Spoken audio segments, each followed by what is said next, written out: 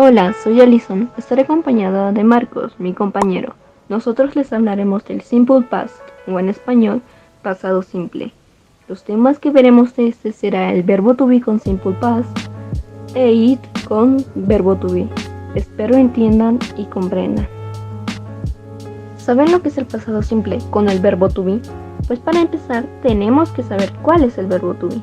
El verbo to be significa ser o estar y se utiliza para los pronombres personales que son I, you, she, he, we, they, it. En español sería yo, tú, ella, él, nosotros, ellos y eso. Aunque it no tiene un significado exacto, eso lo veremos a continuación en el siguiente tema. El verbo to be son am, is y are. Am solo se utiliza para I. Are se utiliza para you, we y they. El verbo is se utiliza para she, he e it. Entonces, el verbo to be en pasado simple sería am, are e is, modificados a pasado. ¿Y cómo son estos verbos en pasado? Pues fácil, estos se sustituyen por was y were, que en negativo sería was not y were not. Was va a utilizarse con I, she, he e it, por lo que se sustituye a is y am. En el caso de were se utiliza con you, we y they, sustituyendo a are. Ojo, los problemas I, you, she, he, we, they e it no cambian porque no son verbos. Algunos ejemplos son Julia was dancing. Julia estaba bailando. Otro sería they were sad. Ellos estaban tristes. En negativo, you were not talking. Tú no estabas hablando. Y otro, I was not angry. Yo no estaba enojado. Ahora que ya saben lo que es el verbo to be, les explicaremos qué es it con el verbo to be. Sabemos que it en realidad no tiene un significado, simplemente se utiliza para animales y cosas. It se utiliza con el verbo to be de is, por lo que quedaría como it is y su contracción sería its.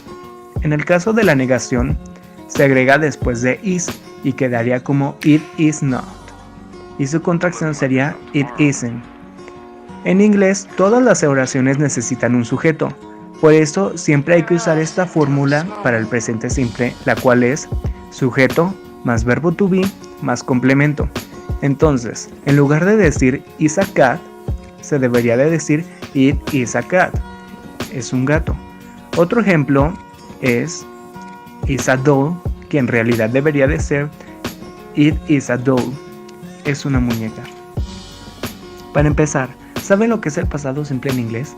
Pues para aquellas y aquellos que no sepan, se utiliza en oraciones en donde lo que pensaste o hiciste ya ocurrió. Pudo haber sucedido hace una hora, ayer o hace 3 años. No importa hace cuánto ocurrió, lo que importa es que lo que dices ya ocurrió. Para que me entiendan mejor, un ejemplo podría ser en español, ayer comí mucho helado, o salí de la escuela muy tarde, solo que obviamente en inglés. Ahora, en español, siempre que decimos una oración en pasado hay un verbo, y ese verbo, al igual que en inglés, cambia. En español cambian las terminaciones er, ir y ar por o, i y e. Como por ejemplo en comer a comí, jugar a jugué. En el caso del inglés es completamente igual, ya que cuando un verbo en presente termina en una letra consonante, se le agrega al final la terminación ed. Como por ejemplo en walk, a walked, should, a shouted.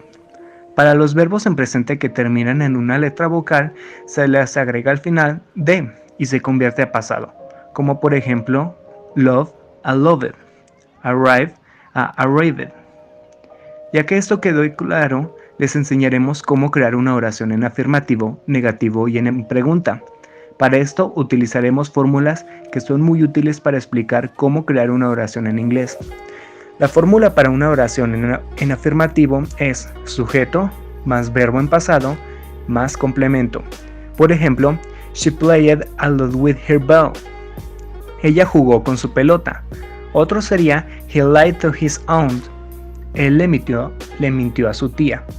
En el caso de una oración negativa, cuando se le agrega el auxiliar did not después del sujeto, ya no es necesario convertir el verbo a pasado, por lo que queda en su forma normal, que es el verbo en presente. Entonces la fórmula sería sujeto más did not más verbo más complemento. Por ejemplo, I did not play, no jugué. Otro como they did not eat, ellos no comieron. Al igual que en una oración en negativa en pasado, el verbo se queda en su forma simple porque aquí también el auxiliar did, solo que al principio, por lo que la fórmula es did más sujeto más verbo más complemento más signo de pregunta.